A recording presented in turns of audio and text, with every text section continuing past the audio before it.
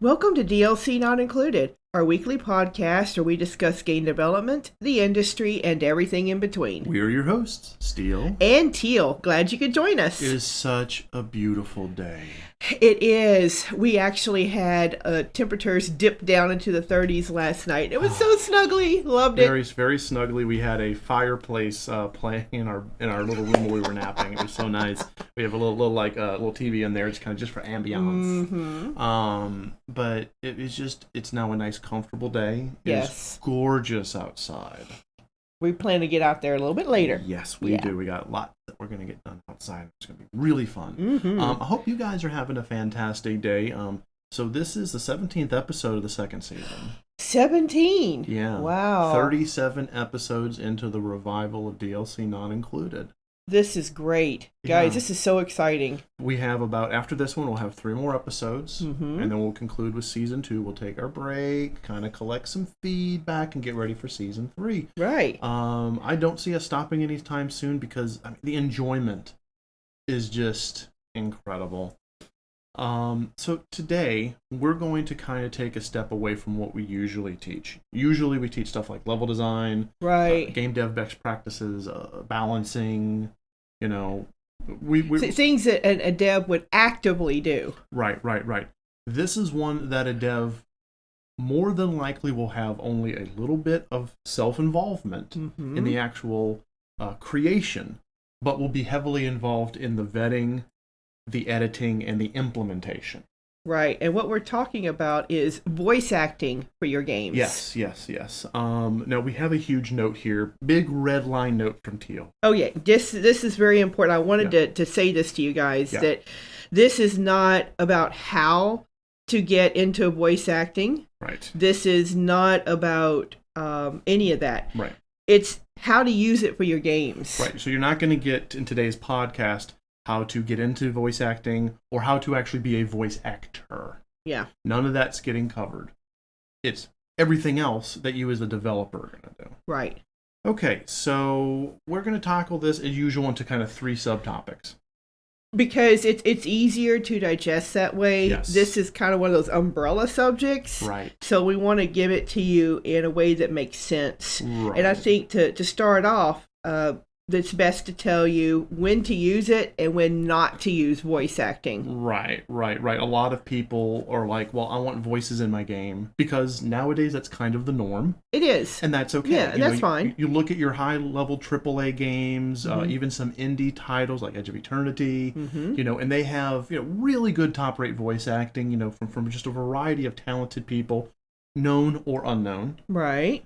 But then you have games like, for example, Undertale. An amazing game, just unbelievable, but not a single blind voice. There's no voices. So don't think you have to have voice acting. No, you don't have to. You don't have to have them.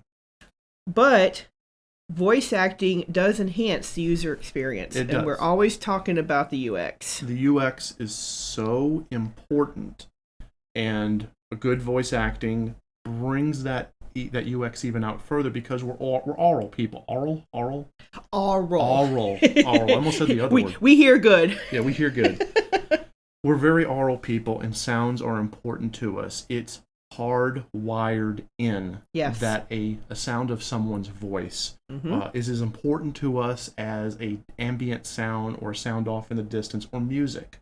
It gives us clues to our environment. Yes. Very important clues. As well as clues to our situation. So those voices are needed. It's a layer of our lives that we need.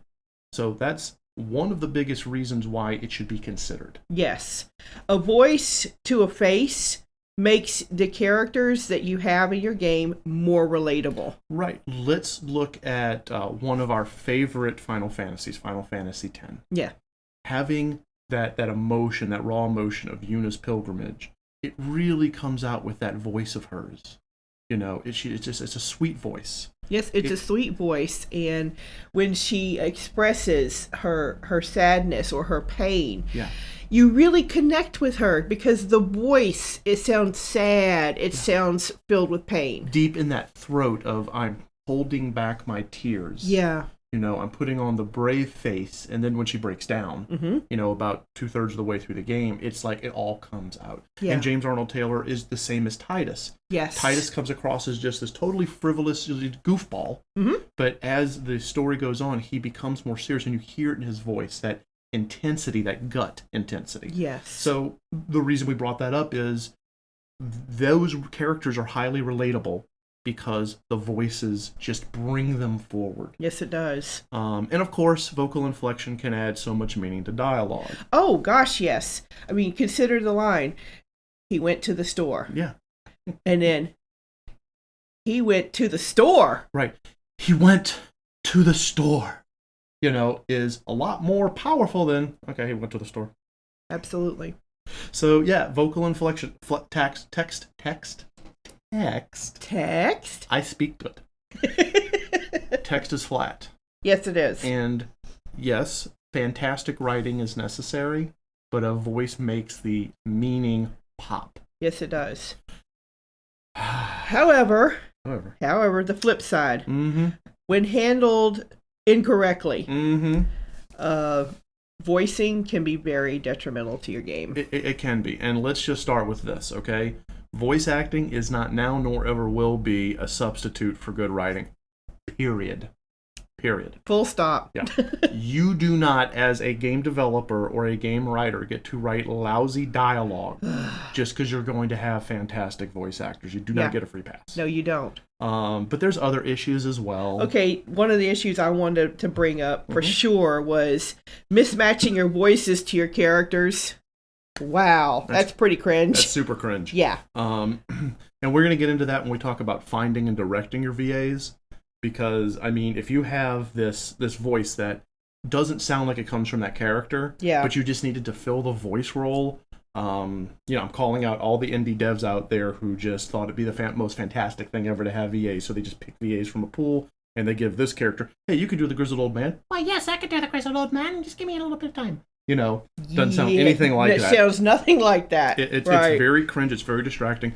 Yeah, you can do it on purpose, like the character of Mari from Project Echo, big, huge dude. With this really silly voice, which is so awesome. That was done on purpose. It was done on purpose. So unless you're doing that, mismatching.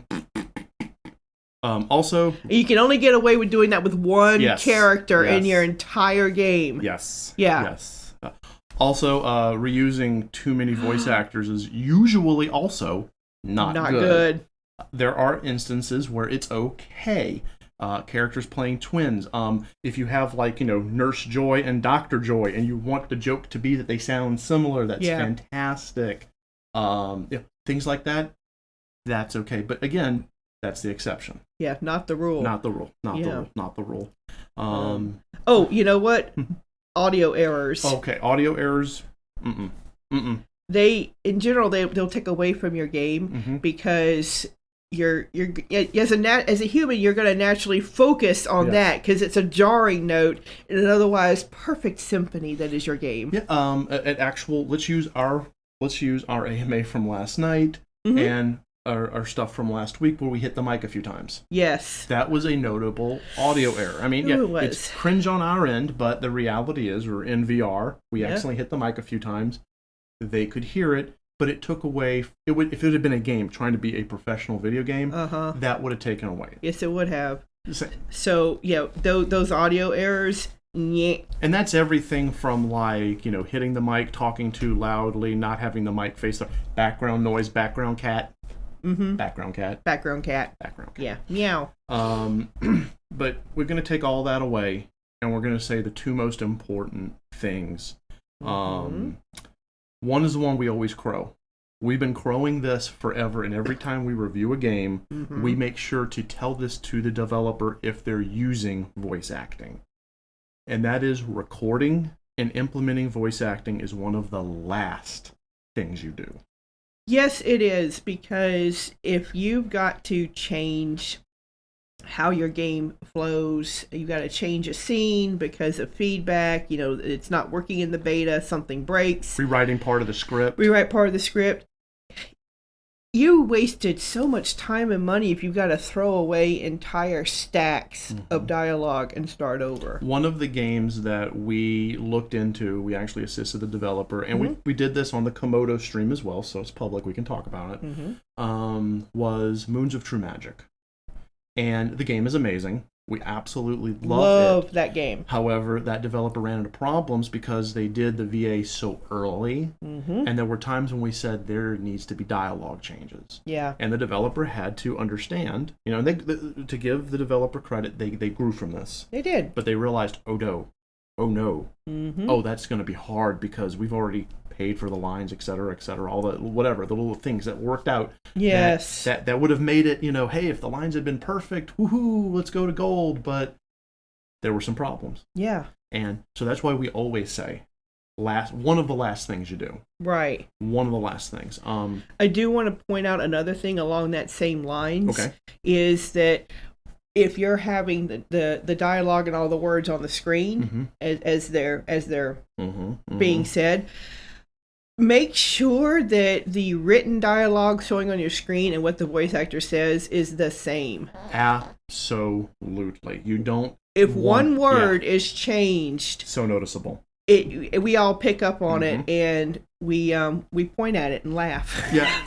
But it's true though. Yeah, it's true. It is something that, and if it happens once or twice, that's okay. But if it's consistent and it's entire sentences, people are going to point and laugh. It's going to make your game look unprofessional. Yes, it does. Regardless of how much money you've pumped into it. So use your voice acting last. One of the last things. One of the last things you do. And make sure your writing and your voicing align. But that's still not the most important thing. The most important thing is if you cannot do it right, don't do it at all. So everything we just talked about and everything we're going to talk about, you as the developer look at that. And if you go, I cannot accomplish this with my budget and my time, don't do it. Your game is not going to suffer from not having voice acting. No, not at all. Your game will suffer from having bad voice acting. That's it. So let's move on to the next point. Right. Which is you want to finding and directing the correct voices. Right. You're going to want the right ones. Yep. The right ones for the right character. There you go. Okay, let's get this out of the way. You're going to be spending money. Unless you can somehow manage to find high quality voice actors that fit your characters and your game in mass in a free pool of community members, you're going to spend money. Absolutely. Voice actors can be pretty damn expensive. One of the places that you can go to start looking for voice actors is voiceactingclub.com. Right. Okay.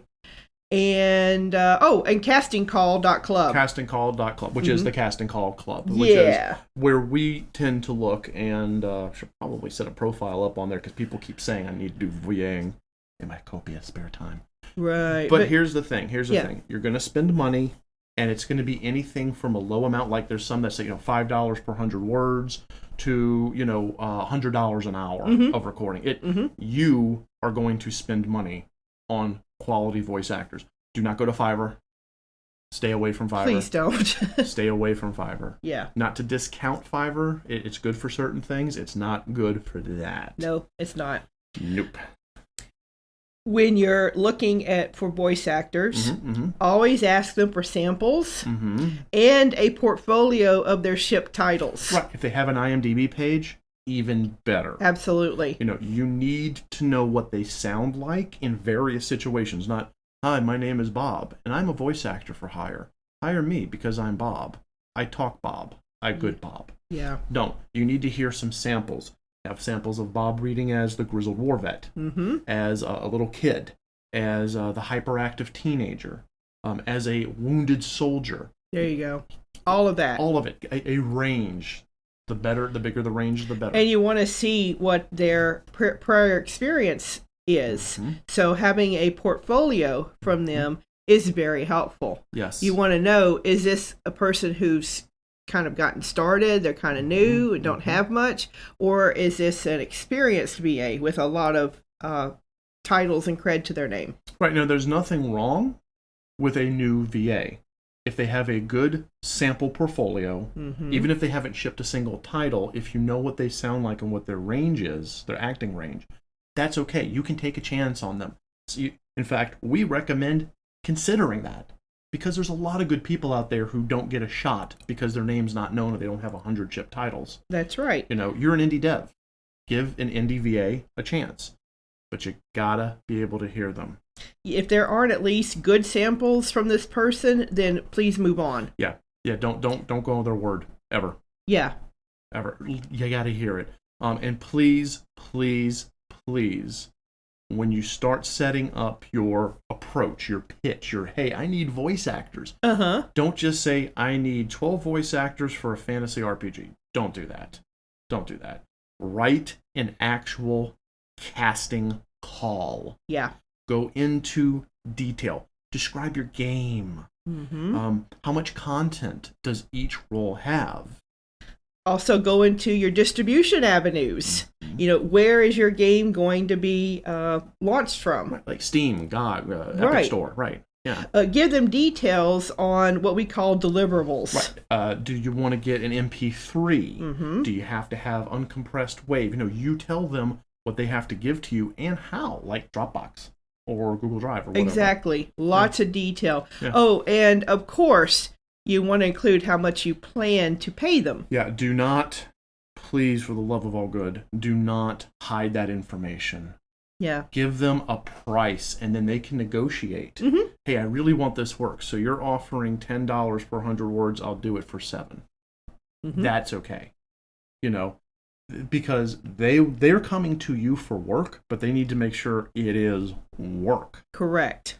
So do that. Take the time. A good casting call is usually about 2 to 3 paragraphs. Not massive information about the game, but enough for them to understand. But it's enough. It's the details that they need in order to make an informed decision. Is this the right fit for me? Because at the end of the day, it is all about fit. Yeah. They don't want to waste your time, and you shouldn't want to waste their time. Yeah. Now, this is really important. When you're picking out, you got all your pool of people, all your samples, huge pool. Say like 100. Okay, let's say 100. When you're picking out your VAs, you want to disqualify first. Right. Do not make the mistake of listening through and going, oh, I really love number 10's perfect, because you're gonna find one perfect voice, then you're gonna find another perfect voice, and another, then another. And next thing you know, you're going to have 12 perfect voices for this one character. So instead of looking for yes, first go through the nose. Yeah. And so things you want to look for is the technical. Yeah. Bad mic. The technical issues with the recordings. Yeah. As Steele said, with the mic, with pops, with that background noise. Yeah. Do they pop in the freaking mic? Do you hear their cat? Right. Background cat. Is someone mowing their grass and you can hear it because they didn't have the common sense to wait until that was done. Right. That's stuff you got to think about. You got to think about that because that could end up in your official work. Another thing to eliminate is bad delivery. Oh, totally. Totally. Do they inflect properly? Do they not inflect properly? Because when I'm listening to a voice actor, I need to see, do they inflect on the right word, or do they sound like, a character from a bad SNL sketch? Do they sound like they're goofy characters? Right. Or they went to the store and they saw a can of peas. Yes. The peas were green. And they shat all over the characters. So, you see what we did there? But there's also something a little bit more abstract, and this is the part that's going to hurt your heart a little bit, because sooner or later you're going to find the voice actor with the greatest voice in the world that's the wrong type for any of your characters. Yeah. Are they auditioning for Yuna? Do they sound anything like Yuna? No, but they're a perfect voice for a character that's not in your game. Wow. I mean, it's like, oh my gosh, they're so cool, and they don't fit anything. In the film industry, this happens all the time. You will get a perfect actor or actress. They're amazing. Their delivery, their sense of timing is chef's kiss. And they fit none of the characters in your script, so they don't get a call back. Yeah. And it hurts. but you let them know, you don't let them know. Like you basically, that it's not on them. And you can even send them a message and saying, hey, look, we've passed you over for this project because we don't have any characters to fulfill, but I just want to give you this positive feedback. Yeah. Your voice is amazing. Your intoning and your inflection are incredible.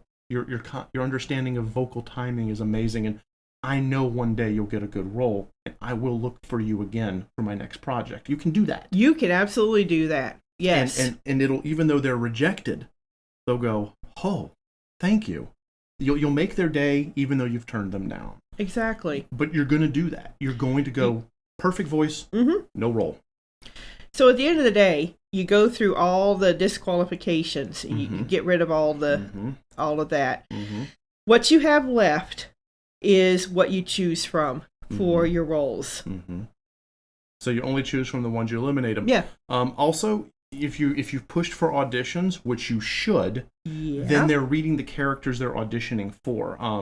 That's all part of the preparation. It is. So, if they're reading for multiple characters, let them know which one they got. So they're reading for Yuna and Lulu and Kamari. That's hilarious. Let them know which character they got. Yeah. That's what you do. Then time to direct.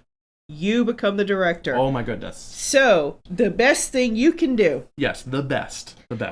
Is provide your VAs with succinct information about the world your game is set in, the characters, including their own character. Especially their own, right? Yes. How does Yuna fit into the world of Spirit? Now, here's the thing. And her friends. Right. Riku and Lulu and Wonka. And Pain and stuff. And all that. If you're Final Fantasy 2. Right.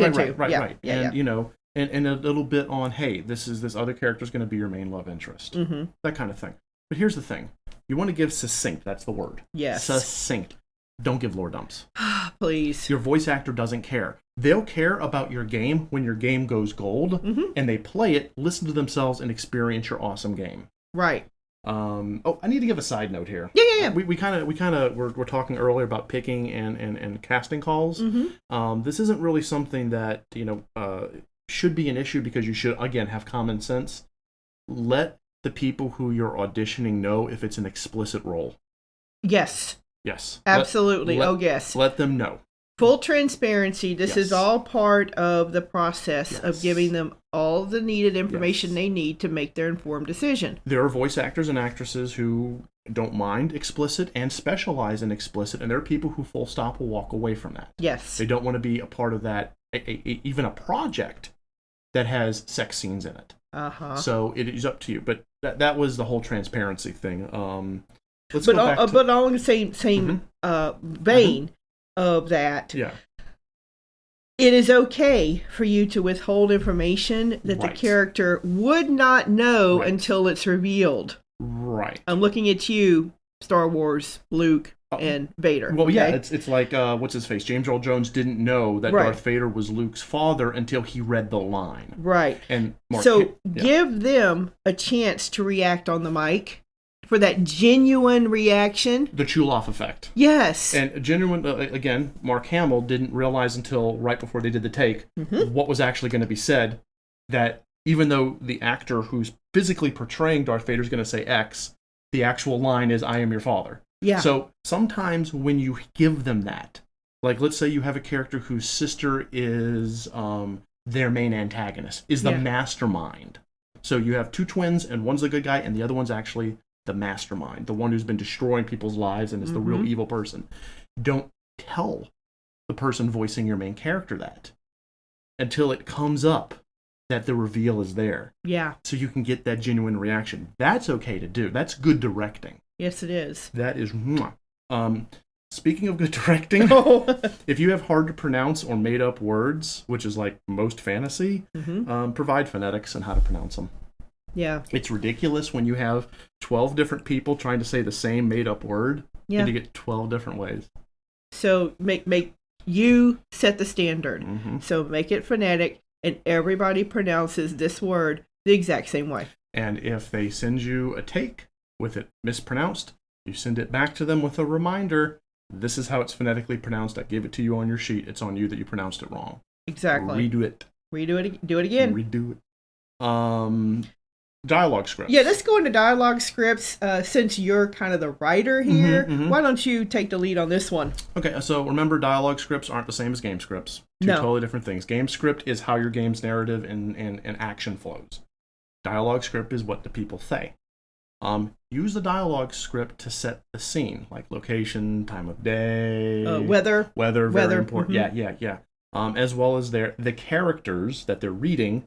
What their frame of mind is. Are they apprehensive? Are they sorrowful? Are they happy? Right. Are they surprised? Yeah. Are they blasé?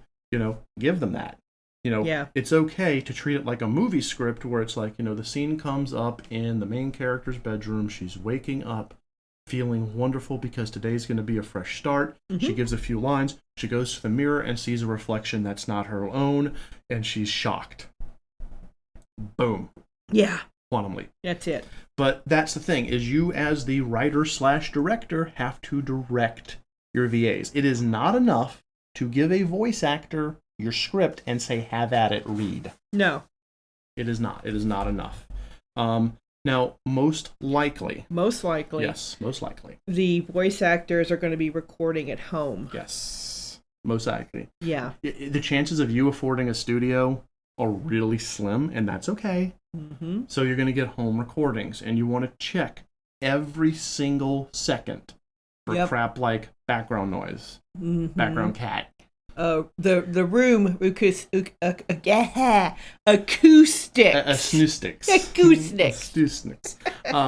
Because a good professional VA will actually have that soundproof padding around their mic. We should probably do that at some point. But it's true, because room reverb will be heard. Yes, it will.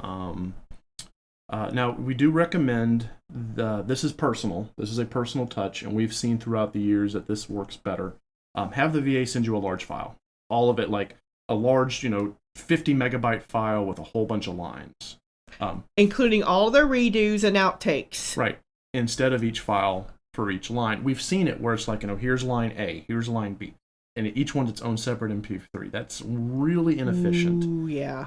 You're going to be chopping up the dialogue anyway, not them. So you kind of want those, okay, here's take one, what a beautiful day. I guess I'll go to the market. I don't like that one. Let me try a little bit of inflection here. See if you like this one instead. What a beautiful day. I think I'll go to the market. Do you like the pause? Like I'm communicating with the director as the VA. And then you can kind of get their intention. So if you do have any retakes, you can go, I really loved this one right here. And you can chop it up and send it to them and say, but can you give me a little bit more upswing? Yeah. Like that.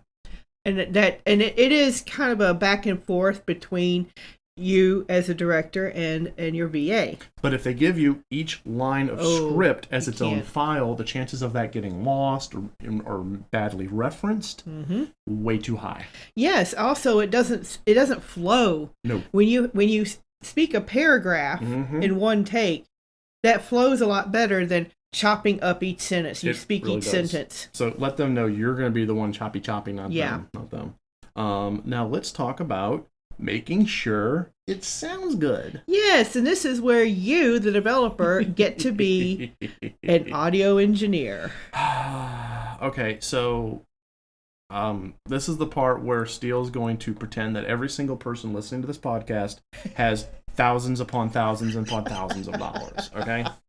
Consider hiring an audio engineer. There, I said it. Yeah, you said it. Full stop. They are expensive. They are extremely worth it, and they can make your game sound like literal platinum. Yes. A good audio engineer, they're diamonds in the rough. They're very hard to find, but they are chef's kiss. Yes. They're one of the best things you can add to your team. However, for everyone in reality, you're going to be doing it yourself. And spending a lot of time editing all those audio tracks. Yes. You're going to need a good sound editing program. Now, we can go into the debate of what is best, but I would consider the 4 we're about to list to be really good choices. 3 of them are paid, I believe, and 1 of them is definitely free. Adobe Audition. It's a very good. That's a good one. A very good one. Ableton Live. Which I've never used Ableton. Right. But I've heard good things about it. GarageBand. GarageBand I've worked with. Right. And then finally, and this one always will be free. It's Audacity. Audacity has its issues with the company. I know it was trying to hide like middleware or stuff in it, and that sucks. But the actual application itself is solid. There's others out there. There's SoundForge, and I mean they're good. But you want to go with one that has a suite of tools for things like checking for pop, noise floors, the cracks, the ceilings. What are they called? Whatever it is, where you go too high and you break the mic. Sharps. Yeah, something like that. Yeah. Has a good EQ, that kind of stuff. Yes, the EQ. You need to get with that, and you want to go when you're editing. You want to go track by track. Track by track, second by second. And you want to fix things like noise, volume issues, or those sharps. I think that's like the ceiling, the clipping ceiling. That's the clipping ceiling. I knew I was going to get it sooner or later. Get used to using your EQ and your filters. Yes. EQ is one of the most magical things in the world for fixing voices. You can go, this is a quick non-tutorial. The mid-range of voices is where most of the bullshit, the tinny bullshit occurs. Yeah. So you can use your EQ and listen to each line, again, line by line, second by second, and go, okay, this frequency right here is making a tinny sound. I'm going to remove it, and it sounds full and rich again. Yeah. The magic of an audio program. Yeah, and get used to spending tons of time. You're going to spend a lot of time per track. Yeah, so if you have 25 characters in the game that are voiced, and they're all reading 10 hours worth of lines apiece, you're going to be spending a metric butt ton, that is a unit of measurement, of time on audio editing. Hence the reason why we say maybe it's better to hire an audio engineer. Yep. Okay, here's another thing. Okay. And we've seen this. We've seen this. Yeah. This is an amateur mistake. Yes. You want to balance each of your VAs to be the same volume. I want to do a case in point here. Yeah. There's an amazing game in the RPG Maker community by a developer known as Realtron, the Dying World. Amazing game. The beginning, you can hardly hear the VA because she has such a soft voice. And when we played the game, the comment was, now, to give the developer Tron credit, he is fixing it, was, she's just really soft. And unfortunately, and this leads to the next point, that is never an allowable reason to not have your audio be balanced. Yeah. In cases like that, it is better to pay the VA for their work and send them on their way if they won't go louder, then struggle with your audio editing program to make them louder and not sound like shit. Yeah. Yeah, unfortunately, if it doesn't work out, it doesn't work out, guys, and you just have to cut loose. Yeah. If they're causing you to either have to compromise your vision, compromise your work, or make work for you that's so impossible to fix, it might as well just be... It's okay to cut them go. You are never under obligation to ever use a voice actor, even if they volunteer for free. Thank you. You're not obligated. Yeah. So please keep that in mind. Yeah. This is your project. This is your game. Right. So be the driver. Be the driver. Okay, so now it's time for us to take questions from our live audience. If you've been watching, remember to use the podcast question feature in our chat. Now, I kind of want to jump back for a moment to what we talked about with Realtron and his game. He actually did a fantastic job of working with his VAs. So he's the example, and this is a positive, of a developer who takes control, but at the same time is directing and working with. And that's why that game is going to be so good. Yes, it is. Because it worked. Moons of True Magic, same thing. Moons of True Magic was the same. The Filthy Peasants is the studio. They take control. They take charge. And you can hear it through the VAs. Right. That they're directing them. So both of the people we mentioned on here, even though it was in a critical situation, their games are going to be masterfully voiced because the developers know how to direct and take charge. Yes.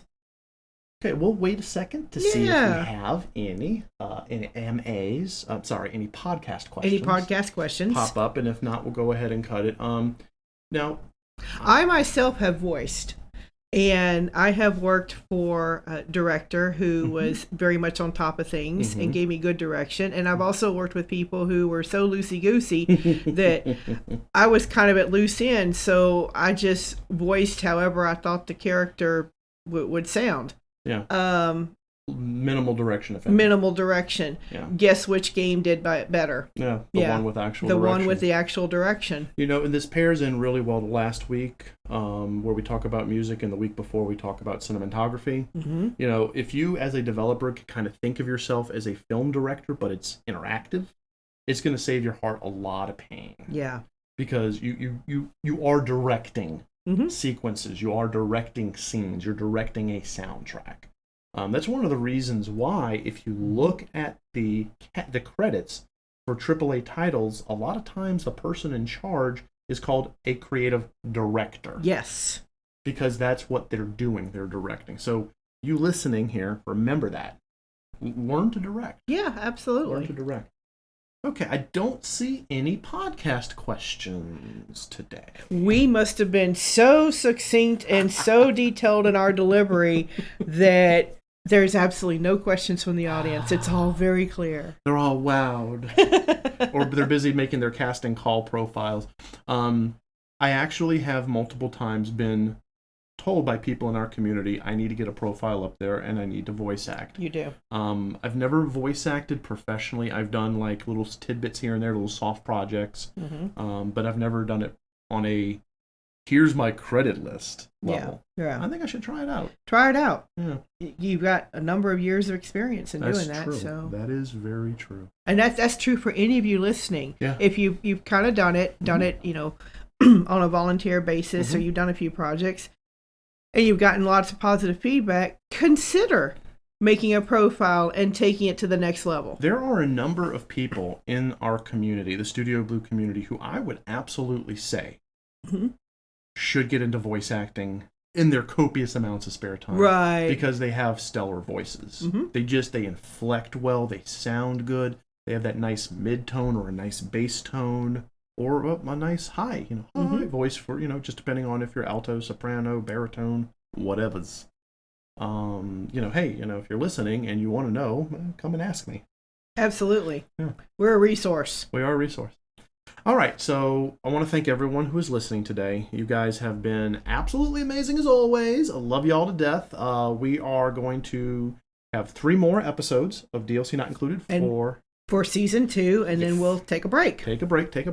We want to thank you if you listened live. We also want to thank you if you're listening to us on VOD, YouTube, iHeartRadio. You guys have been amazing. iTunes, we have that Apple thing. iTunes, yes. And thank you, everyone. You guys are wonderful. So join us next time for DLC Not Included. And remember, anyone can give you the key, but you have to go through the door.